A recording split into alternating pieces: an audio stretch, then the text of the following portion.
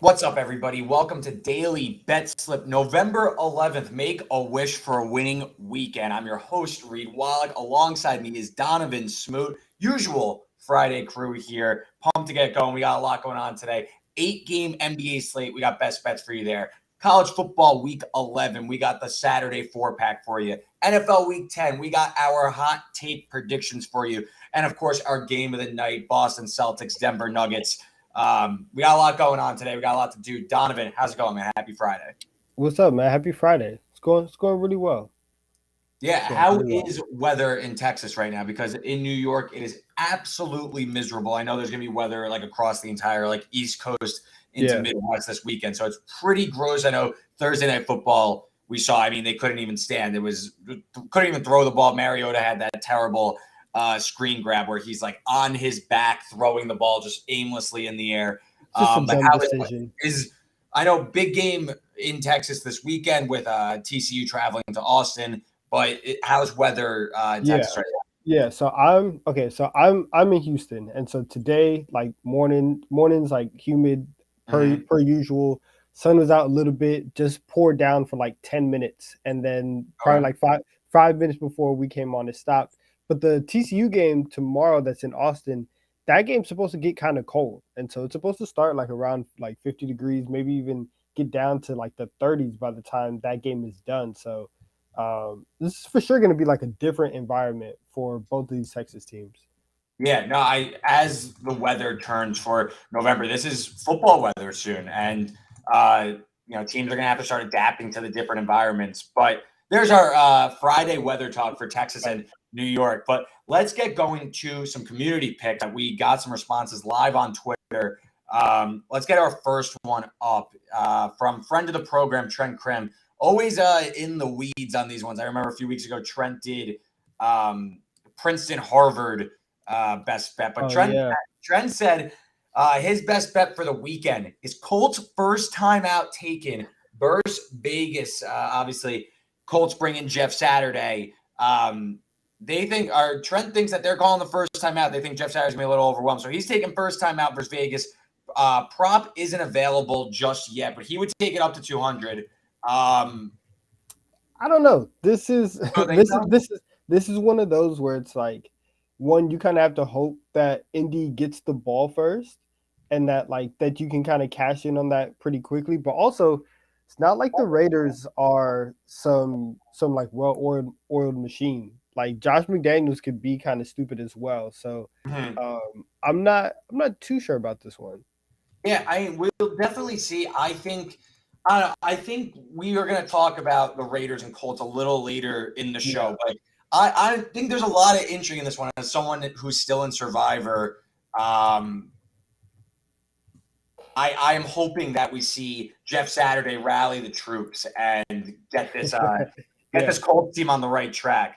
But let's bring up that next one. We're going to that game we're just talking about. TCU Texas. Parker Lane chimes in at P Lane 5. Says TCU plus 7.5 against Texas. Dom, I'm going to leave it to you here.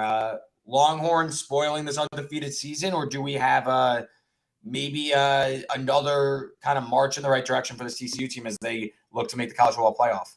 So I listen. I would be real. I have no idea how this game like is gonna end up. Mhm. TCU has given Texas a lot of problems. However, I think at plus 7.5, I like plus 7.5 for TCU a lot. I don't Yeah. think that I don't think there's a way that Texas wins this by two possessions, even though that is at home.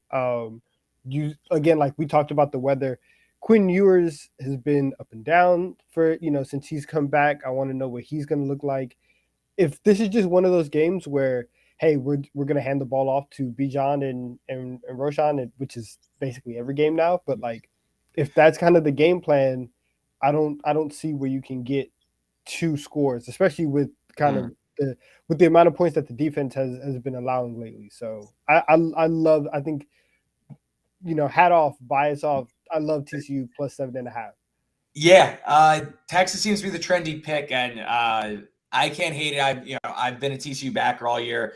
My look in this game though is I've noticed with Texas, first half is really the strength of this team, and I like Texas first half -4, but I mean over 7.5 with the way TCU plays in the second half, and we've seen Texas shell up in the second half of games. I mean, Texas top 5 scoring offense in the first half of games, 66th in the second half. So you see a significant drop off there. Meanwhile, TCU tied for 4th highest points per game in the second half of games. So this is a team that thrives late. So I could see him getting in maybe a backdoor cover late, but TCU plus 7.5 is definitely attractive now. That 7.5 are popping today.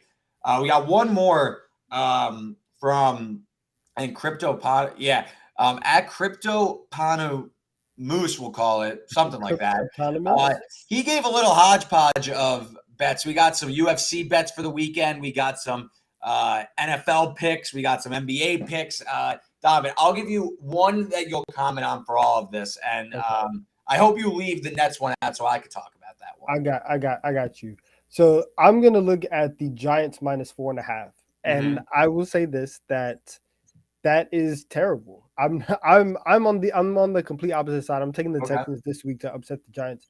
New York has continuously they've been able to just win games and kind of finesse their way into this record, but finally you saw them in that Seattle game, and Seattle finally was the team that was able to slow them down. Our guy Ian McMillan does a net yards per play report every week, which is just your offensive yards per play minus your defensive yards per play. And so the Texans, they're not a good team, right? They're 31st in the league. The Giants are 29th in the league in net yards per play. So like when you look at the stats and how they line up, they're not efficient moving the ball. So I think that this game, like for them to be anything over a field goal is ridiculous. So I'll take Houston plus 4.5, and I will take them on the money line as well.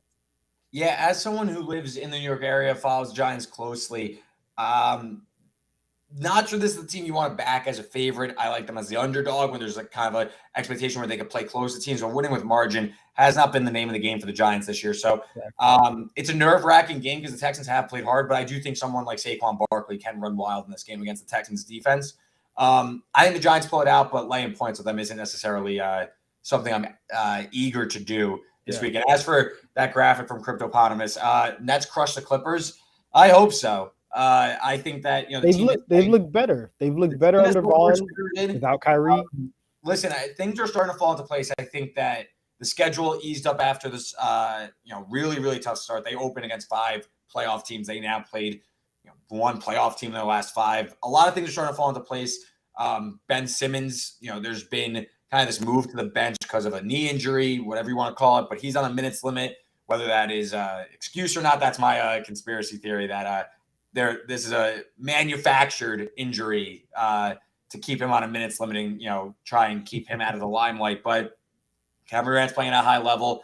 The Clippers have been just average, and no Kawhi Leonard on Saturday afternoon. So hopefully LA nightlife doesn't kill the Nets here. They could win a 1 o'clock local start against the Clippers and get this back on track, dragging towards 500 as Nicole in the chat talking JV Nets. Yeah, Jock Vaughn has got the fellas playing spirited basketball. I was there on Wednesday as we smacked around the Knicks. So definitely some good stuff. And thank you to everyone who chimed in the comments. Thank you for all the response on Twitter. Let's talk some best bets here. We got 3 picks from Donovan on the hardwood tonight, and then I got my Saturday 4-pack.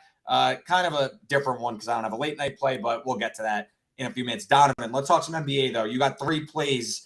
2 underdogs, 1 favorite. Give us first. Let's talk Magic. What do you think? Yeah, so I'm taking the Magic plus 7.5. This line is actually moved up to plus 7.5. So started at plus 9, went down to plus 7, back up to plus 7.5.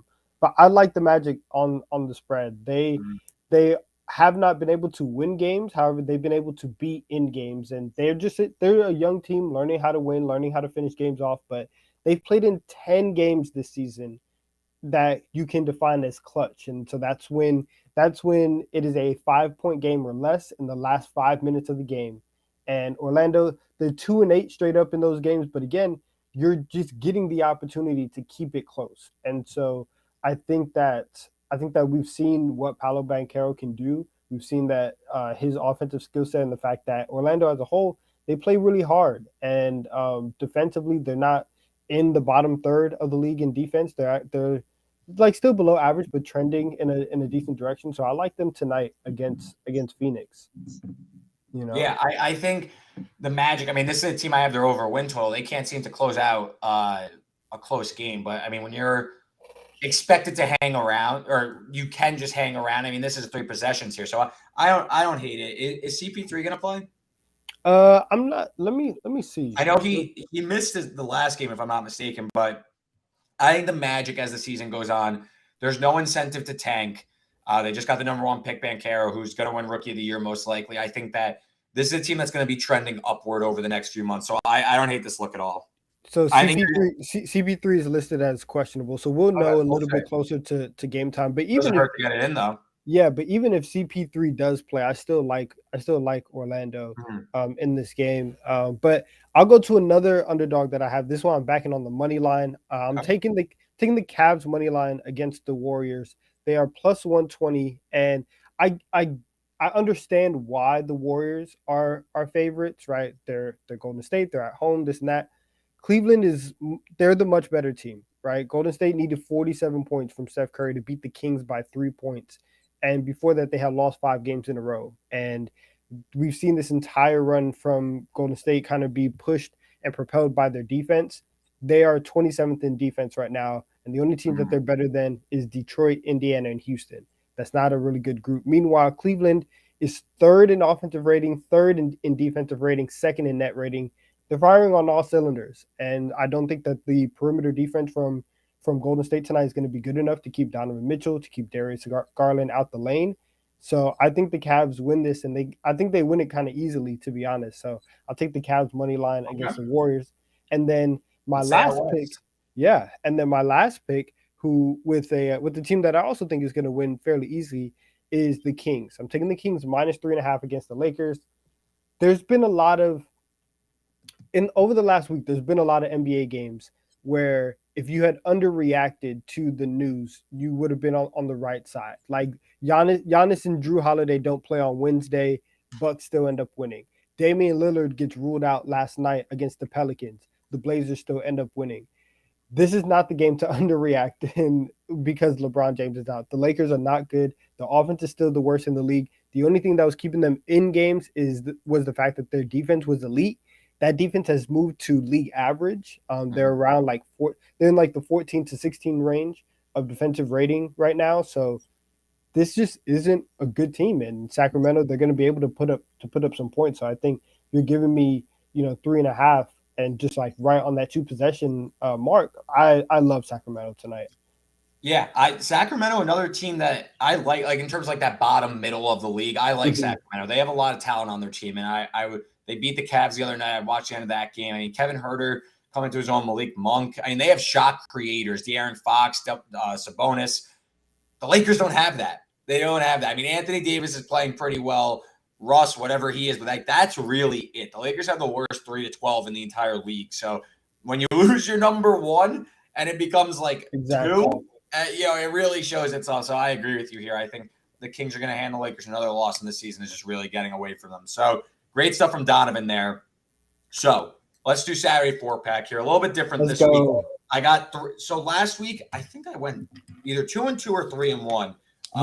We hit on the Iowa money line. Iowa hit. I got to find now. I'm going to do this live on the air, but let me see. Yeah, I had Iowa, Kansas. No, I went 3-1. Iowa, Kansas, Clemson, and UCLA, Arizona State over. There was like 85 points in that game. So 3-1 on the Saturday. We got back in the winning on the winning side there.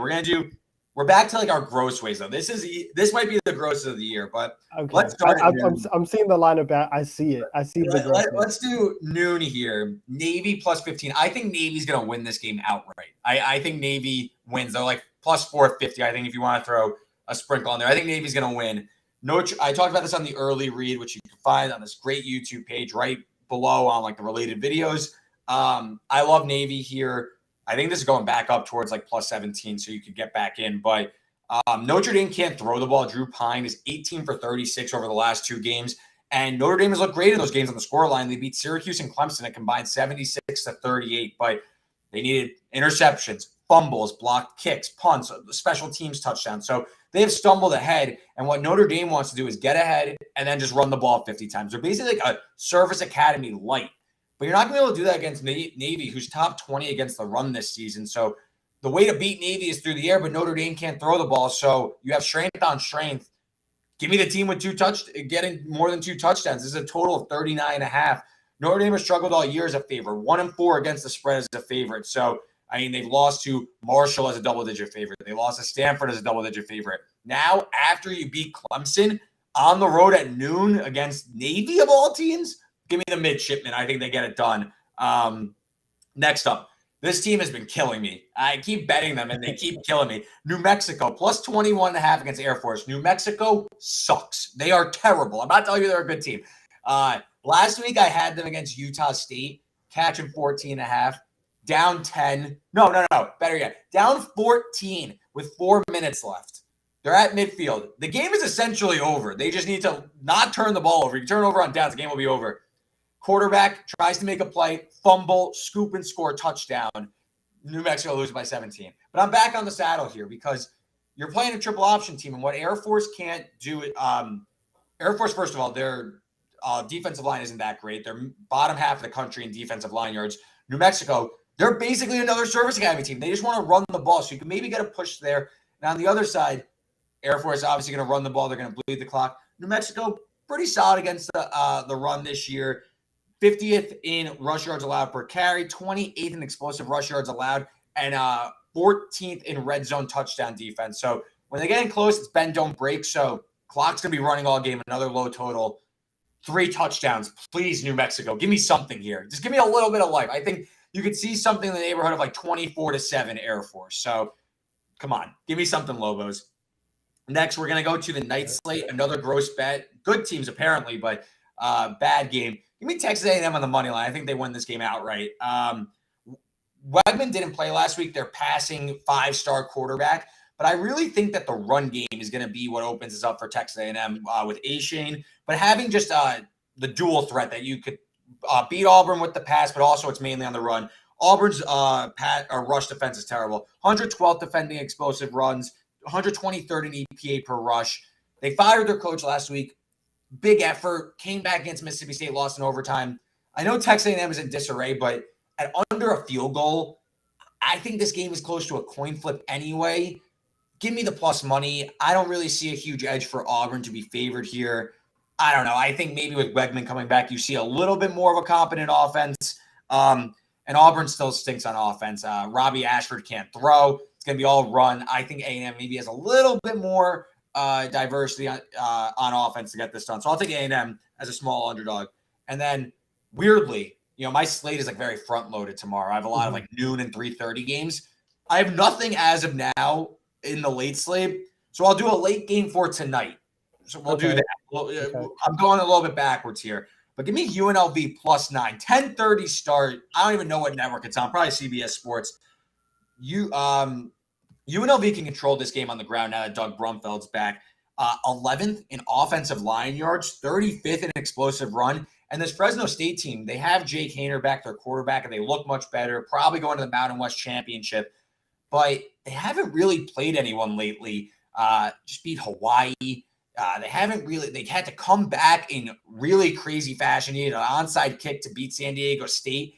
On the road Friday night, I like UNLV catching over a touchdown. Fresno's defensive line can get pushed back here. Bottom 20 in yards allowed per carry. So maybe UNLV can keep this on the ground and bleed this clock and get it covered here. Maybe win this game outright. We'll see what happens. But there is a vile 4-pack there. This is a special one. This one's on Friday. This one's the grossest one of the year. I feel good about it. But let's bring up that recap graphic, and we'll give you everything you need to know on our best bets. We'll start with Donovan's NBA slate for tonight. He's taking the Magic plus 7.5 against the Suns. The Cavs on the money line, small road underdogs against the Warriors, and the Kings minus 3.5 against the Lakers. And then for me, in the noon slate tomorrow, Navy plus 15 against Notre Dame, New Mexico plus 21.5 against Air Force. And then 7 o'clock, Texas A&M money line plus 105 against Auburn. And then for tonight, I like UNLV catching 9 against Fresno State. And there are some winners for you. Enjoy that. listeners. Now let's talk some NFL. Last week's hot takes, Donovan, you said that Lamar Jackson was going to get back into the MVP conversation. Maybe with Josh Allen likely. Maybe. Maybe. I won't give you a loss because Lamar did play well, but I don't think you got the performance you were really looking for, though. No. So are we saying push? We'll give you push. Okay. Even though we don't really keep records here. We say we do, but we don't actually. But I'll give you the push. I'll give it to you. And then for me, I did Cliff Kingsbury and Dan Campbell's seats get hotter. Dan Campbell got the win, so he's good. Cliff Kingsbury, it's starting to – with all these Hard Knocks cameras around now, this might get a little dicey here. Yeah. And now Kyler might be hurt. I don't know. We'll see. But what do you got this week? Give us a NFL hot take that they're going to be talking about on Monday after the Week 10 slate. Yeah, so we really just don't like for coaches to have their jobs because I think that Josh McDaniels is going to be talked about him getting fired. The Raiders lose this week. Yeah, the Raiders have severely underperformed, and I'd like the Colts this week. Listen, I'm not trying to say anything in particular, but that line was at +6. Our upset alert, our upset story came out on Wednesday. I picked the Colts. That line has now moved to 4.5. Right? You can say what you want about us. However, I think that the Raiders have found ways to lose all year long. They have immense talent. You have Derek Carr. You have Devontae Adams. Josh Jacobs is having arguably the best season of his career, and you have 2 wins to show for it. And last week you were up by 3 possessions on the Jaguars, and again still lost. So I think if they come out this week and it plays out the way that I think it is, Jeff Saturday is going to be able to kind of rally the guys for 1 week, and the Colts get the win. Yeah, we're talking about Josh McDaniels maybe going back to New England to just be a coordinator, and maybe that's just his lot in life because he's maybe that's where it's at. Yeah, I said a few weeks ago I thought the Raiders get back into the playoff mix, and now injuries left and right. I honestly think, forget Jeff Saturday for a second. Just looking at the 2 teams, I know Sam Ehlinger, he's probably not going to amount to anything in the league, but again, Jonathan Taylor back. Maybe this team could keep it on the ground and win. I don't think that you need some complex game plan to beat the Raiders, just given what we've seen on the field this year. So I don't hate this at all. Not to mention, first of all, this is completely narrative-y, but did you see the Jeff Saturday clip of where he said, he's like, listen, I know I probably don't belong here. And but I'm going to give you how could you not root for that? And honestly, good vibes. We see this all the time in sports where a coach gets fired. We were talking about with the Nets a few minutes ago. Coach gets fired. It's an immediate lift in the locker room. Maybe some pride is questioned. Maybe it just went stale and it's a new voice in there. It seems like Jeff Saturday, at the very least, we'll see if he's can execute on the field or, on the sidelines, but it seems like he's going to be a breath of fresh air there and at least bring in some, Ted Lasso vibes, some good vibes around the team. So apparently he's a very likable guy. Exactly. And you see on the other side, Renfro IR, Waller IR, Devontae Adams is pissed about his role. So they just released Abrams, their starting safety. So, that to be honest, that might help the Raiders.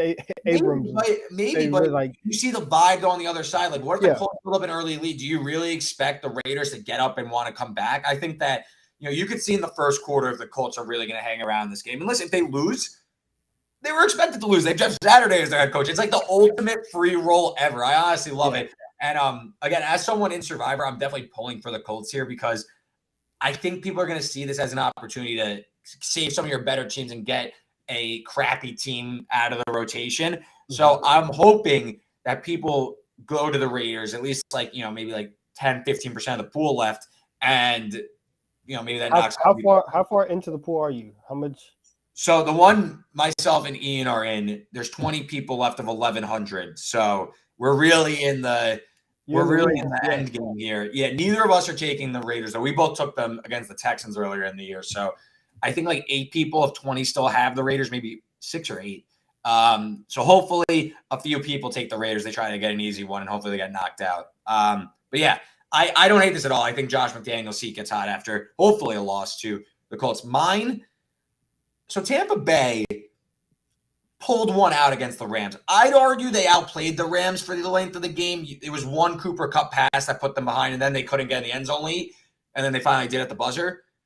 I think the Bucks are going to beat Seattle this weekend, take firm grasp back of the NFC South, and I'm just saying. Don't do this to me. I'm just saying. No team is going to want to see Tampa Bay in the playoffs if they win the division. Forget how bad they are. Forget about how bad the offensive line is. Forget how old Brady is or whatever. The lack of skill position players around him, even though I still don't think it's that bad. It's more just like the play calling. I don't think anyone's going to want to see him. Don't let this team get into the playoffs, especially if they win the division and they're hosting a playoff game. All of a sudden, this Tampa Bay team is going to be looked at as, the Bucks are hanging around. So I think Tampa Bay goes to Munich. First of all, it's an awful spot for Seattle in terms of travel. I think Seattle's pretty good. They've been very impressive this year. But I think Tampa Bay gets it done this week, and all of a sudden they're back to 500, in control of the division, and everyone's talking about it can't count out Tampa. This is I'm honestly disgusted here in the state because I have the schedule list up next to it, and the last 3 games for Tampa Bay to close out the year: Arizona, Carolina, and Atlanta. Yeah, and Tampa Bay is going to win this division and make the playoffs. Nobody's going to want to see Tampa Bay with this defense. I'm pre-frustrated already just because of how this is going to go. But I don't know. I don't know. I think Seattle has a really good chance this week. With Tampa Bay, their inability to run the ball legitimately scares me. And the fact that you have Leonard White, they need to put the Fournette in the garage. Well, he's been basically a wide receiver over the past couple of weeks because he's gotten less than 10 touches in each of the last 3 games. His targets have been probably around the same, but he's had 41 yards last week, had 34 yards the week before. And it's all first down handoffs. It's first down handoffs up the middle. It's garbage play calling. Byron Leftwich, I have no idea what he's doing. The play calling is anemic. I watched the entire Bucks-Rams game on Sunday. Mm-hmm. The first 12 drives must have been first down runs, and 7 of them after must have been second down runs. And all of a sudden, it's 3rd and 6. Throw the ball. Tom Brady could still sling it. His arm strength isn't zapped whatsoever. He can't move, but he could throw the ball still. I mean, he could throw it on first down. He's already throwing more than anybody in the league. So, are you? That's what he should be doing. No, but are you going to put 60 throws a week on Tom Brady's shoulder? Oh, he wants it. He wants to. But you're going to put. I understand at a certain point you're going to have to go away from the run because you just can't do it, and it's honestly hurting you more than it is helping. But putting 60 throws on Tom Brady's shoulder at 45 midway through the season, knowing that you're going to have to do another 10 games of this, if you do that, Tom Brady has to know that this is the last year I can do this, and I have to go to Fox. I have to go to Fox immediately. I definitely think, though, more Rachaad White. If you're going to run the ball, it needs to be with a dynamic rookie rather than Leonard Fournette just up the middle. That's fair. But so there's my hot take. I think Tampa Bay pulls themselves back into this playoff race, makes themselves look a little bit more like a contender. I'm telling you, this is going to be the team that the media says nobody wants to see Tampa Bay come January. So there's our hot takes. Donovan thinks Josh McDaniels' seat gets even hotter this week with an upset loss to the Colts, and I think that the Bucks beat Seattle and get into the playoff conversation. So there's some NFL talk. Let's bring it back to tonight, though. Let's talk some game of the night. Boston Celtics, Denver Nuggets. 2 really strong starts for these teams. Both 8-3. I think the Celtics especially doing it a little bit more differently, and we're going to get into that here. But Boston laying 4.5 at home, total 231, sky high total, and for good reason. Donovan, I'll let you lead off. I guess cap it off with your best bet, and then I'll get some points, and we'll get out of here. Yeah, this game is really interesting to me. I think first off, I think the Nuggets are coming out the West. I think they end up in the finals. So I think that this is a potential finals preview. I don't have the Celtics coming out the East, but they clearly have the capabilities to. But I'm taking the over in this game. I'm not scared of 231. The Celtics have the best offense in the NBA right now. They've been killing it, and they've completely switched their identity until Robert Williams gets back into where they are kind of average on defense. That which is super weird to see them from last year. But with Brogdon, Tatum taking a leap as a scorer, Jaylen Brown still there, they have a lot of offensive pieces. So I like for them to score a lot of points. And then for Denver, Denver is the exact same way. Their defense is kind of middling. Denver's 21st in defensive rating. Boston is 22nd. Meanwhile, over the last 5 games, both teams are top 3 in offensive rating, both top 5 for the year. So, yeah, I'm still waiting to see what they look like against other contenders. That's why I'm not picking a side. So I will trust the offenses today, and I'll take the over. Yeah, great points all around there. I think Denver also, they're going to push the pace. The team is top 10 in pace.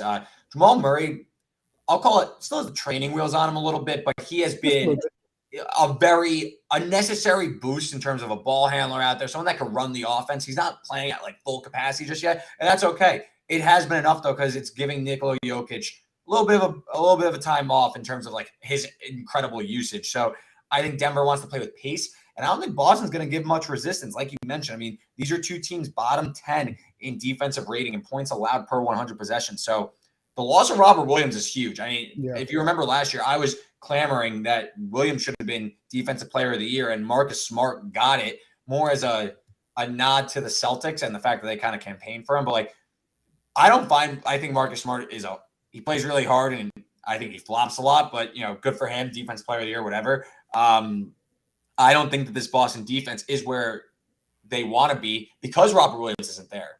Exactly. You're seeing that he is the most impactful defender on this team. So I am just looking at some trends. Boston, 7 out of 11 games to the over. Denver, 6 out of 11. So a little bit less, but on the road, 5 of 7 games to the over. So these are 2 over teams, and I know this total looks really high at over 231, but I'm totally with you here. I think this is an overplay for me. I mean, look at the last few games. I mean, Denver's constantly playing games total at 235 or 235-ish. I mean, the other night against Indiana, 235.5 went over.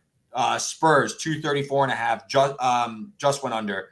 235.5, 228, 229. So these games are being lined here. This isn't like an aberration. So I think you're going to see some pace. I think you see both teams flirt with 120. So we both like the over there, and I think there's good reason for that. I think this should be a fun back and forth game on Friday night. The community, though, they took a side.